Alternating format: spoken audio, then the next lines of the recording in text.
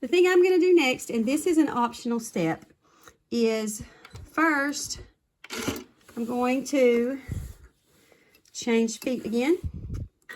Get my needle back to the center. I'm going to put my presser foot back on.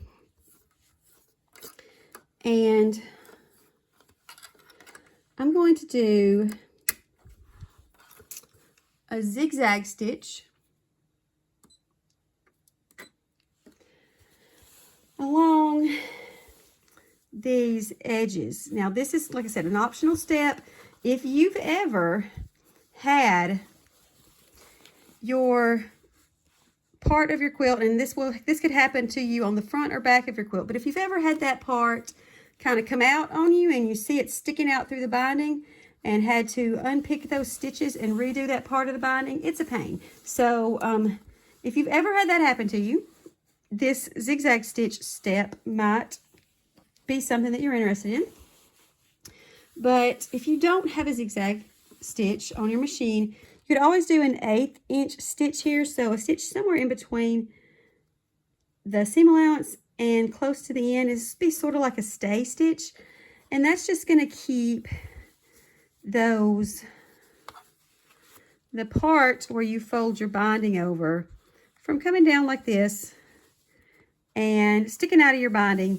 And I know you can always just go slow and pay attention to what you're doing, but that is, going slow is not always something that I do.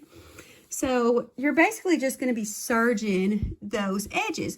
And with your zigzag stitch, you can make it a little bit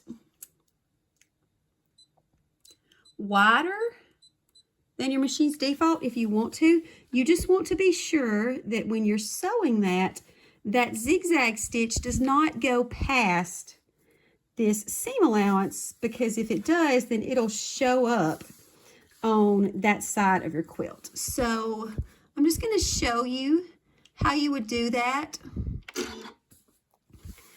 starting close to the corner, because there is kind of something special that you want to do with these corners, because you don't want to catch this little part of the binding in that zigzag stitch, because it'll make it sure you can't fold that over and miter those corners. So I like to kind of hold that up there so that I can make sure that I'm not going to end up catching that in my stitch. So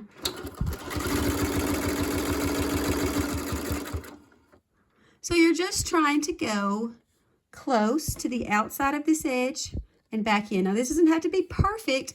As long as it is staying within this seam allowance, you're not going to see it. And it's really just going to keep that part right here from folding over into that binding like I showed you.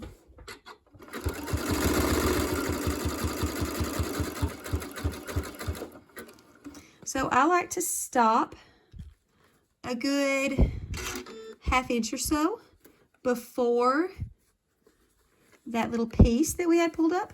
And then we're going to take a few back stitches.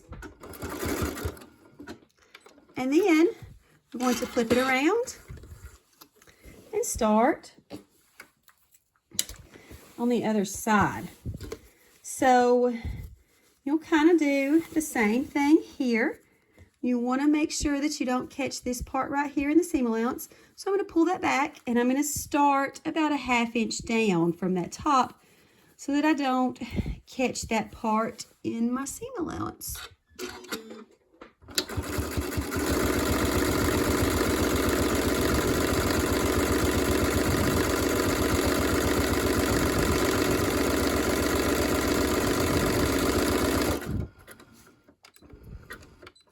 And this doesn't have to be a perfect serge. You're just preventing that from sticking out of your binding. And you'll just do the same thing around all 4 corners until you get that serged.